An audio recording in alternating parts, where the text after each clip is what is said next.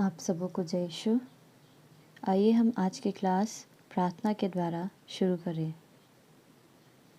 हे पिता परमेश्वर, हम आपको धन्यवाद देते हैं और विशेष रूप से आज के लिए प्रार्थना करते हैं कि हम जो कुछ भी पढ़ें और सुने होने दे पिता परमेश्वर, वह हमारे जीवन में प्रेरणा का कार्य करने पाए। छोटी सी विनती को आपके चरणों में रखते हैं। आमीन। हमने लास्ट क्लास में चैप्टर 9 कंप्लीट किया। हम इस क्लास में चैप्टर 10 अध्याय 10 यहूदियों का पास्का भोज देखेंगे। ये एक कहानी है जिसमें प्रभु यीशु मिस्र देश में मूसा और हारून से कुछ कहते हैं। ये कहानी ली गई है बाइबल से निर्गमन अध्याय 12 पद संख्या 1 से 7, 12 से 14। प्रभु ने मिस्र देश में मूसा और हारून से कहा, यह तुम्हारे लिए आदि मास होगा। तुम इसे वर्ष का पहला महीना मान लो। इज़राइल के सारे समुदाय को यह आदेश दो, इस महीने के 10वें दिन हर एक परिवार एक एक मेमना तैयार रखेगा। यदि मेमना खाने के लिए किसी परिवार में कम लोग हों तो ज़रूरत के अनुसार पास वाले घर से लोगों को बुलाओ। खाने वालों की संख्या निश्चित करने में हर एक की खाने की रुचि का ध्यान रखो। उस मेमने में कोई दोष न हो, वह नर हो और 1 साल का, वह भेड़ा हो अथवा बकरा। महीने के 10वें दिन तक उसे रख लो। शाम को सब इज़राइली उसका वध करेंगे।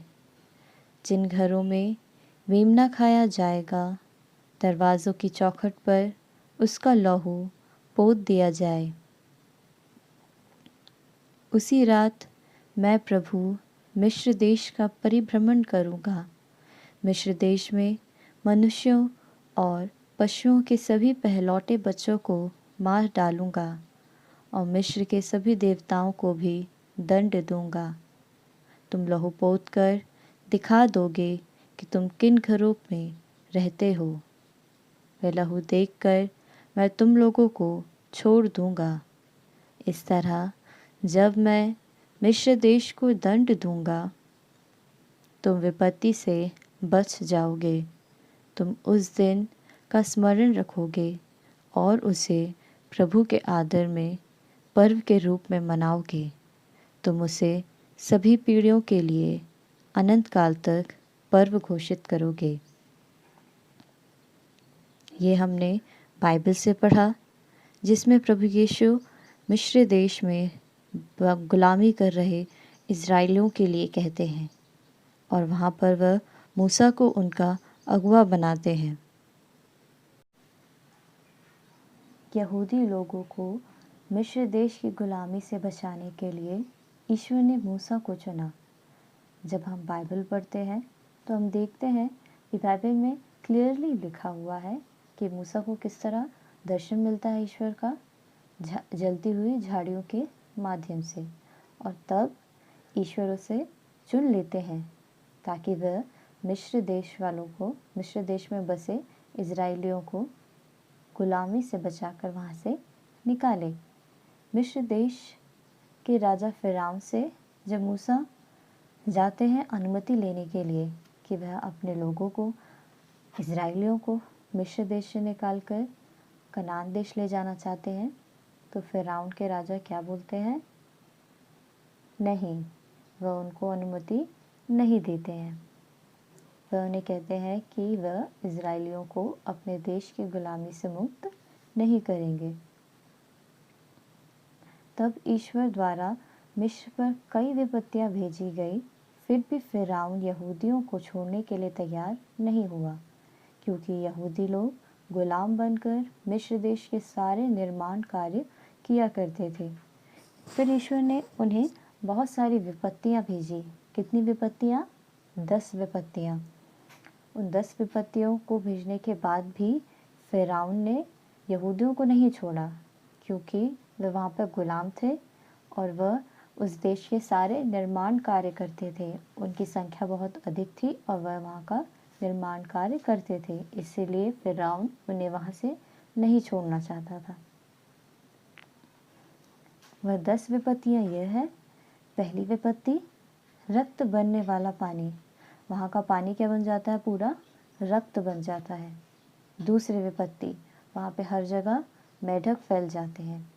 तीसरी विपत्ति, मच्छर। चौथी विपत्ति, डांस। पांचवी विपत्ति, मवेशियों की महामारी। छठी विपत्ति, फोड़े हर किसी के शरीर में हो जाते। सातवीं विपत्ति, आले। आठवीं विपत्ति, टिड्डियाँ। नौवीं विपत्ति, पूरे विश्व देश में अंधकार छा गया। 10वीं विपत्ति, पहलौठे की मृत्यु। सभी पहलौठे, चाहे वे मनुष्य के हों या पशुओं के, उनकी क्या हो जाती है? मृत्यु हो जाती है। अंत में 10वीं विपत्ति के रूप में मिस्र के सब पहलौठों को मार डाला गया। उसी रात यहूदी लोगों को मिस्र की गुलामी से आज़ादी मिली। 10वीं विपत्ति क्या थी? जब सभी पहलौठों को मार दिया जाता है ईश्वर के द्वारा, तब क्या हो जाता है? तब इजरायली यहूदी वहाँ से निकलते हैं, तब उन्हें वहाँ से आज़ादी मिलती है, तब वो मिस्र देश से आज़ाद हो जाते हैं। अब हमने पास्का पर्व के बारे में पढ़ा कि प्रभु ने मिस्र देश में मूसा और हारून को पर्व मनाने के लिए कहा था, और हम पढ़ेंगे बाइबल तो हमें दिखेगा कि ये पास्का पर्व क्या है, बहुत ज़रूरी है। बालक यीशु के माता पिता भी पास्का पर्व मनाने के लिए प्रभु यीशु के साथ यरूशलेम गए थे। ये हम लूकस अध्याय 2 पद संख्या 42 में देख सकते हैं, पढ़ सकते हैं। प्रभु यीशु भी अपने शिष्यों के साथ पास्का पर्व मनाने के लिए यरूशलेम गए। जब प्रभु यीशु बड़े हो गए तब वे अपने शिष्यों के साथ कहाँ गए? पास्का पर्व मनाने के लिए यरूशलेम। और ये वाक्य हम कहाँ पढ़ते हैं? मत्ती अध्याय 26 पद संख्या 17 से 18। उस समय जब यहूदियों को पास्का भोज बनाने के लिए कहा गया था तो ईश्वर ने उन्हें आदेश दिया था, और भोजन के समय घर का मुखिया पास्का भोज का अर्थ समझाते हुए कहता था, यह प्रभु के आदर में पास्का का बलिदान है। जब प्रभु ने मिस्रियों को मारा था तो वह मिस्र में रहने वाले इजरायलियों के घरों के सामने से आग निकल गया था और उसने हमारे घरों को छोड़ दिया। सभी की जगह उन्होंने क्या किया? नष्ट कर दिया, पर उन्होंने इजरायलियों को नष्ट होने नहीं दिया। पास्का भोज की रीति। पास्का भोज के 4 प्रमुख भाग होते हैं।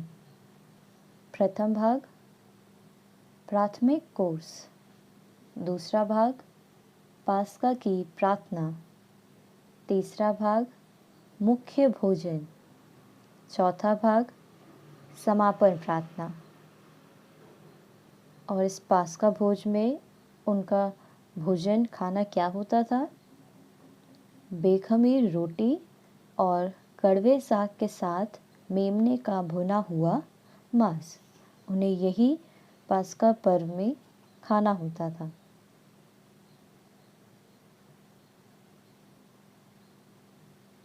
इस तरह हमारे ये चैप्टर यहाँ पर एंड होता है। अब हम एक्सरसाइज क्वेश्चन पे आते हैं। किसके नेतृत्व में यहूदी लोग मिस्र की गुलामी से आज़ाद हुए?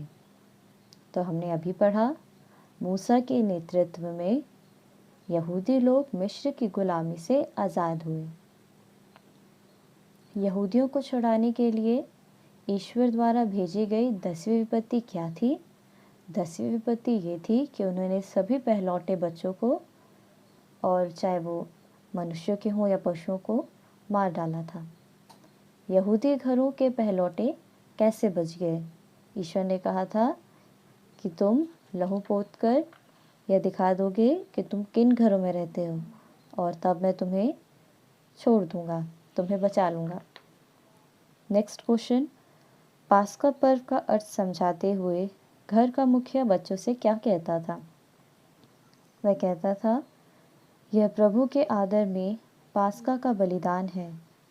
जब प्रभु ने मिस्रियों को मारा था तो वह मिस्र में रहने वाले इज़राइलियों के घर से आगे निकल गया था और उसने हमारे घरों को छोड़ दिया था। नेक्स्ट, क्या प्रभु यीशु ने भी पास्का पर्व मनाया?